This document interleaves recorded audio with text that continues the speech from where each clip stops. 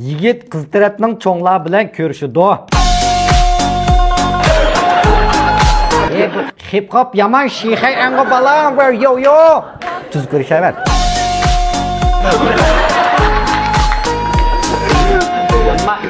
Loy bala ayada boshliqdek turvanmay, qadaymay.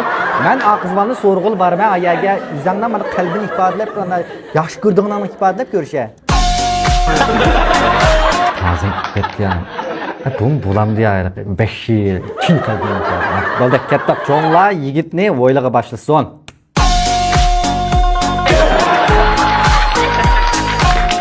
Qalqan qilib o'yla. Yerda qo'yatdimsiz kelgusi qaynota. Mana chiring, mana kasla o'g'lim deb boshlang cho'nglar yigitga suv quysin.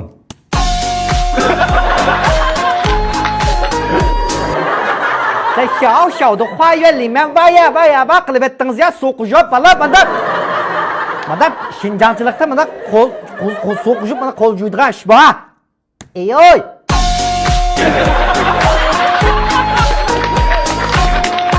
Vat bilan yuyamiz menda bu qo'lni. Bo'ldi. Nima deysan uya? Qiz taraf cho'nglar yigitni uyiga boshlaydi.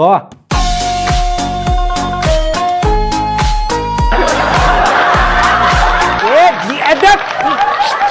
Bak bismillah bu iş. Uzunluğundan başlaydı ya. Bek uzunluğup gitti.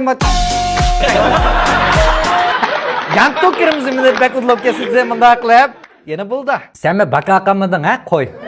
Hem niye gitken verip tamaşıp görep ha? Tıra eya keyini yandıra. Yotkanlığın işini bir kim badek ya? Yotkanlığın işini kim ba?